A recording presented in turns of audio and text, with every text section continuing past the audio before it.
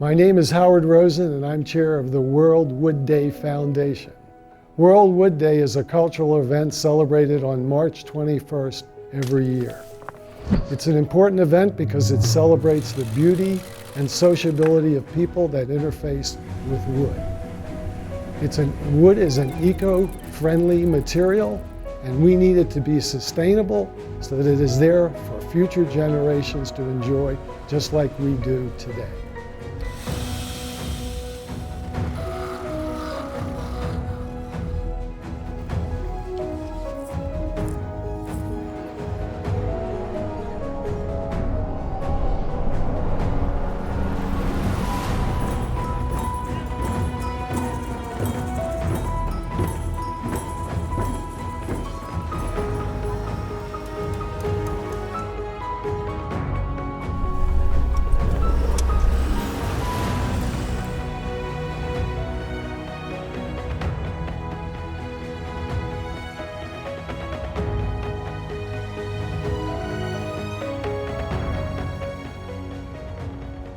I think it's good that the Wood Culture Society brings it out to make people realize that they have a tremendous interaction with wood that they may not even have realized.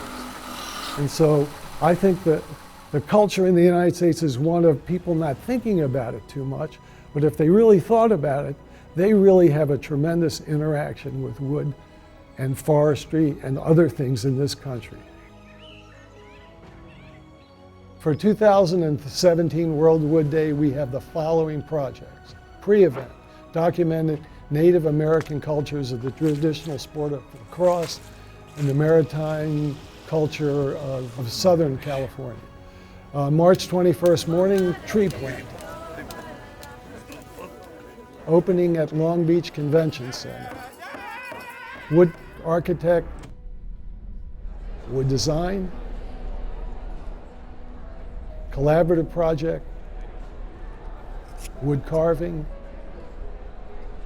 wood turning demonstration, wood education, International Young Adult Furniture Making Invitational, folk art workshop, music festival, symposium, exhibition, movie nights on Queen Mary, and closing ceremony.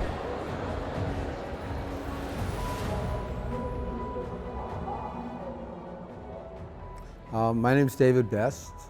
I'm from Northern California. So this year, I chose a vehicle, an automobile vehicle, to build my temple on it. So looking at this event, you know, there's very little ego in this event. So there's actually no ego involved in this event. This is an event that's based on some other type of sharing. Oh, no, 2 weeks. 2 weeks.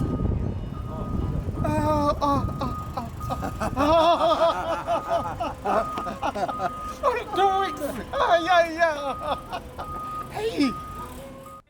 So my experience here has been, overwhelming, humbling, extremely humbling to see people from so many different places and the friendship and the excitement that we're all sharing with one another. I mean, you go out on the floor, someone running up to you and hugging you that you haven't seen for a year and you don't even know, and yet they know you so differently. My name's Derek Weidman. I'm from Pennsylvania, United States. I'm a wood turner, which is a very particular process that has a pretty big following as far as hobbyists and just makers are involved. My work is a little bit different as I'm a sculptor who uses a wood lathe to make, instead of bowls and vessels, I make animals and people. To me, I've always felt this way about art in particular, and really it could just be said about music or any kind of human expression. there is a lot of arguments that people may make about, oh, well, you know, this is the best or this is the best. You know, they may argue that one particular type of thing is arguably better than something else. But what I've always felt, and if you were to look at, say, artistic expression like the color spectrum, yeah, you may be partial to one color, you may be partial to a shade of blue, but the truth of the matter is the beauty is all of the colors. And in the same way, the beauty is all of these different expressions that all of these different cultures have brought to this event. So getting to walk around and see carvers from, you know, dozens upon dozens of different countries and how they each interact with each other is really kind of beyond words. It's a very special thing to be able to witness. My name is David Dawar Hudson. I come from Australia. I live on the Great Barrier Reef and the rainforest, so there's lots of wood where I come from. It's very tropical. And I'm a musician and an artist and a didgeridoo maker. Well, I've had the opportunity of returning this year to Long Beach to play with other musicians that come from all over the world, because you're on stage to play together and you play it in a sharing way rather than competition. I'm not out to prove that I'm a better didgeridoo player than the next flute player, because it's important that we play together and share that culture and share the music. So it's all about sharing and not being in competition with one another. That's how I look at it. I'm Luis Yat. I'm from Guatemala and a world citizen. When you put people in the same place to focus on the same topic, in this case roots, it makes and gives the opportunity for these people to connect by language and by inspiration and one focus. By these people thinking on roots, it allows them to look inside themselves and think of themselves, but also present themselves in front of other person and being able to negotiate those roots and see how they connect, intertwine, cooperate, tolerate, whatever way they want to do it. But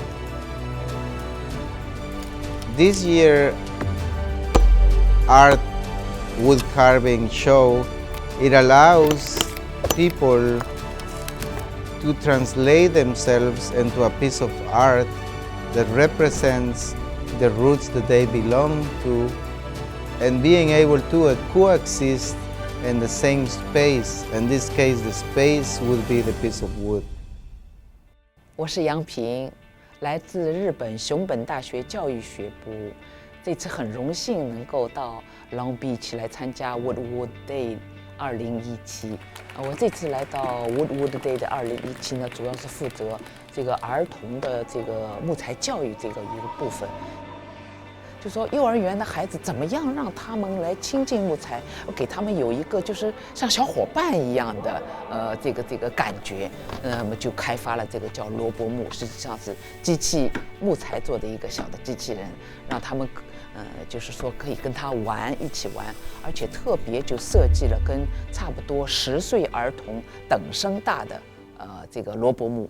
所以这个设计的，我们说是萝卜木之父呢，就是岛根大学的这个山下晃工这个教授。所以这次呢，就把他请来介绍一下这个儿童的这个木材教育这个一个部分。Hello, I'm Steve Bullman from Melbourne, Australia. I'm a retired joiner. I had my own business for 40 years and employed lots of young people learning the joinery trade. And this is my 4th World Wood Day. Are we treating World Wood Day as a competition? Strictly speaking, no, we're not. No, it's an invitational event. We don't have any gold, silver, bronze medals, no first, second, third place. Nobody wins, nobody loses. There is no failure marks or anything. Everybody everybody benefits so much from the experience of it. Not working against someone, competing against someone. It's working alongside people. And our collaborative project means that we have 5 people who for 5 hours are going to be working in strong teams. They're sharing the resources, they're sharing their knowledge, they're exchanging ideas. And so these projects are perhaps going to show a different flavour to the individual project. In my booth this year, I've brought about 4 pieces that I'm showing the visitors. Some of them are interactive, that you have to press a key down to make a figure move. One of them has an electric motor. Is pretty much how my current work is configured, where a piece is in a gallery and has to run by itself. But I'm also demonstrating how I carve my hands, which I carve out of basswood. It takes about an hour and a half to carve one hand. And so I'm showing how I'm doing that. I'm also had this idea coming here is I knew there would be a certain amount of scrap material generated from other artists and other builders. So I had this idea of gathering this scrap material from different people and gluing it together and making some sort of abstract sculpture. I'm not exactly sure what it's going to be in the end. I kind of have a vague idea that it was going to be a tree or start out like a tree. I don't know what it's going to be. It's kind of a work in progress. I'm pretty happy with them now. Not sure what I'm going to do with it, but I just like the idea of taking these pieces that would be thrown away from multiple artists and different craftsmen and bringing them together in one piece of sculpture.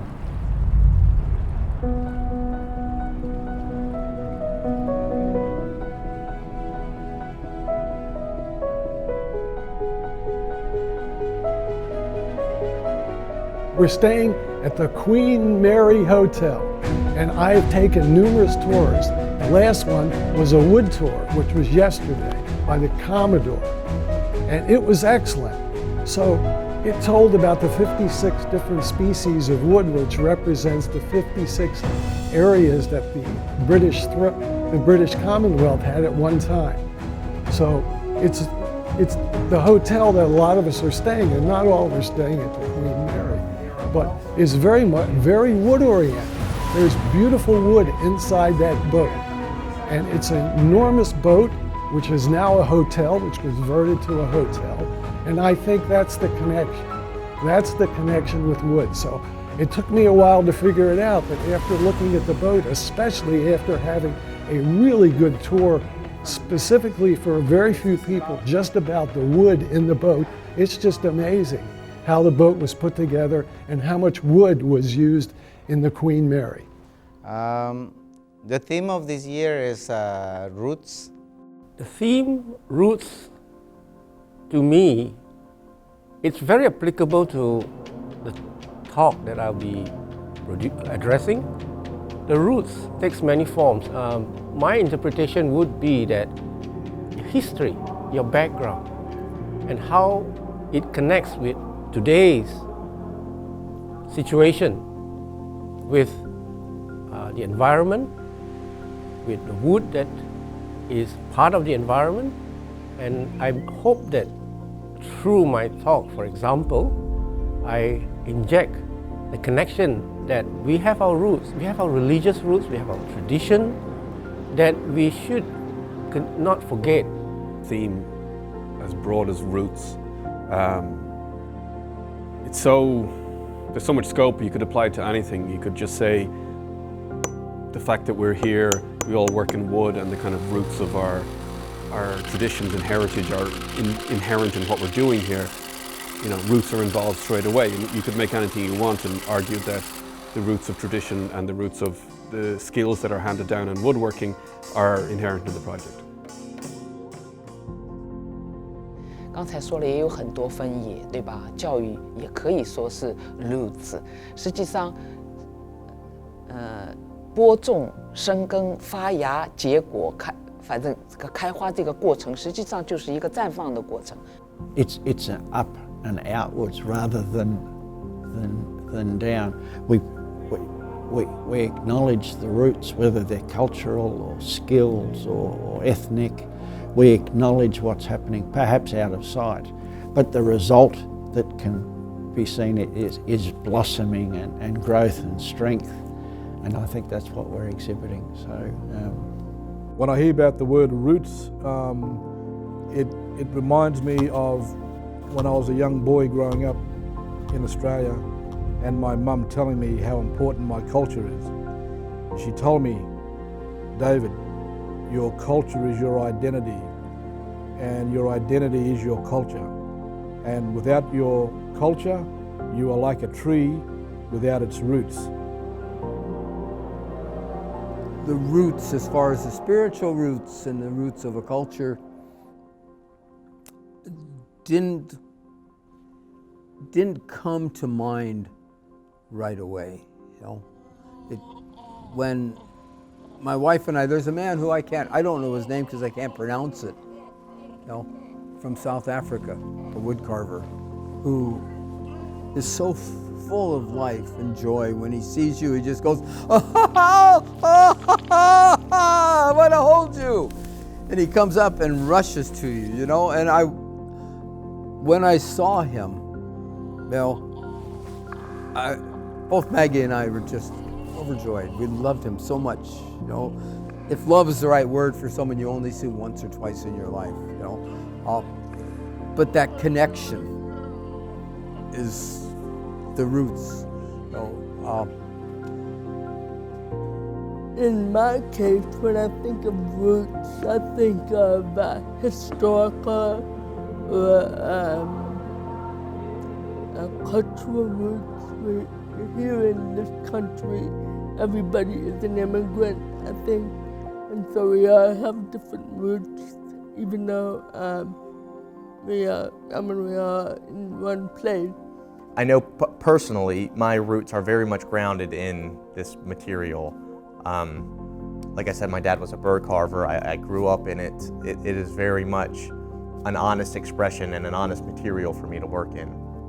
But then beyond that, you know, the opening ceremony started with, you know, Native American music and things that kind of like the roots of America and our interactions with wood and wood culture. My identity as an American is something that is kind of complicated at best because, you know, most people in America are not necessarily indigenous to here. You know, we you know, migrated and that's a very special thing about our country. But then to think about the actual roots and the cultures that kind of we built our, you know, the American culture upon, and specifically talking about that kind of became something special about this event for me. If we're talking about roots, where roots have a tree, but the United States has roots too, and that's the Native American people. They are the roots they're basically the roots of the United States. They were here well before many of the Europeans and other people came here. The significance and importance of having Momatahiko here, Momatahiko meaning breath of the ocean, she's our 27-foot stone plank canoe, is very special in a couple of ways. First of all, by being acknowledged by people who visit our land. That's a sign of the deepest respect to us. Because even in our own country, people don't acknowledge us. We're not federally recognized, so we're very invisible in this society. We have thousands of tribes that have come to make Los Angeles their home, but they also have no knowledge or very little knowledge of our culture.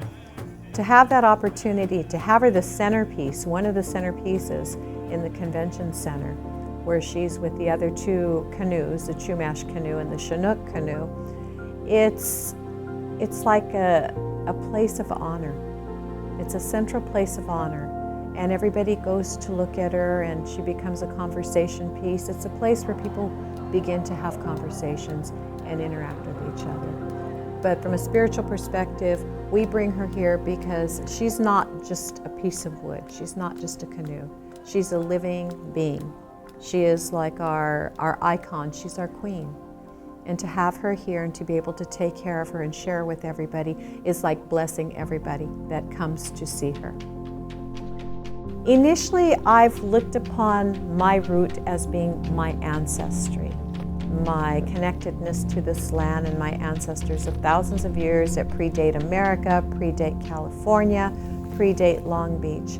But what's even more incredible at this time on our planet and being in this kind of an event, I realize that it's as if I'm realizing how my roots even spread out more. And if we went back in time, how we're all related, especially to the wood. The wood becomes a relative here.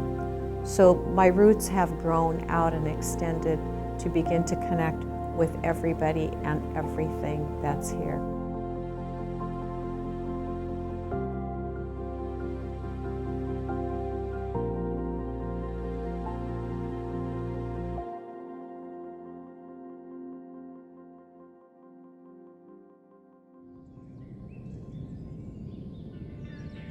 This is the last day of World Wood Day. We finished our exhibitions of our finished beautiful pieces yesterday, and today we're doing the Tiat tour as one of the last activities for our guests from all over the world.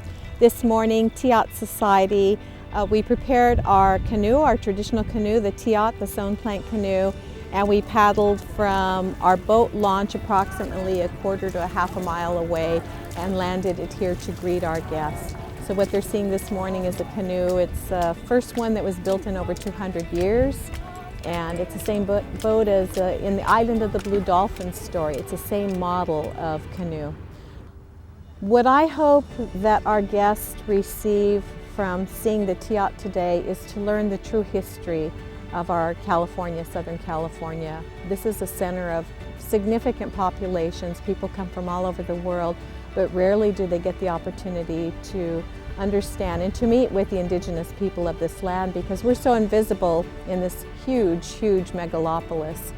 I hope that they leave here with a beautiful image of the Tiat, our song, the Momatahiko, and also feel our warmth, our unity, and our wish that they come back.